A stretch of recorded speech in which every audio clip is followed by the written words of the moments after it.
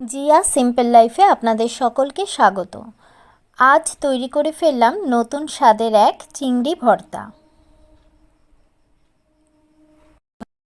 মা ঠাকুমাদের হাতের তৈরি এই রেসিপি আপনাদের সাথে শেয়ার করলাম এক নতুনভাবে। তো প্রথমেই কড়াইতে তেল গরম করে দুটো শুকনো লঙ্কা ভেজে তুলে নিলাম। তারপরে ওই তেলের মধ্যেই দিয়ে দিলাম পেঁয়াজ আর রসুন। পেঁয়াজ রসুন খুব ভালো করে লাল করে ভেজে নেওয়া হলো। ওই তেলেই এবার দিয়ে দিলাম একদম ছোট চিংড়ি, যেগুলোকে বলা হয় কুচো চিংড়ি।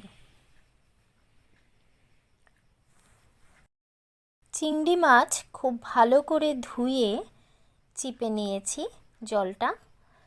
এবার কড়াইতে দিয়ে দিলাম স্বাদ মতন লবণ আর কিছুটা পরিমাণে হলুদ। লবণ হলুদ দেওয়ার পরে মাছটা খুব ভালো করে ভেজে নিতে হবে। তারপর ওই ভাজা মাছের উপরে দিয়ে দেব ভেজে রাখা পেঁয়াজ ও রসুন। ভিডিওর শুরুতেই বলেছিলাম মা ঠাকুমার হাতের রেসিপির কথা।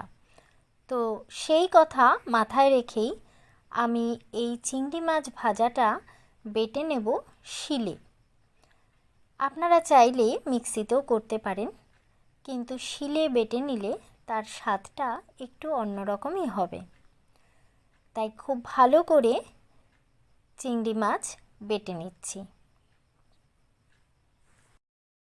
খুব ভালো করে মিহি করে চিংড়ি মাছটা বেটে নিচ্ছি। দেখুন, ঠিক এই রকম বাটাটা হবে। এবার সম্পূর্ণ বাটা হয়ে গেলে এর মধ্যে দিয়ে দেব কাঁচা সর্ষের তেল। আপনারা যদি ঝালটা একটু বেশি পরিমাণে খান, পছন্দ করেন, তাহলে কাঁচা লঙ্কা এর সাথে যোগ করতে পারেন, আর না হলে শুকনো লঙ্কা দুটো দিয়েই বেটে নিলে হবে। তো চিংড়ি মাছের ভর্তা একদম তৈরি। রেসিপিটি ভালো লাগলে লাইক শেয়ার করবেন, আর কেমন হলো সেটা অবশ্যই কমেন্ট করে জানাবেন। পাশে থাকার জন্য ধন্যবাদ।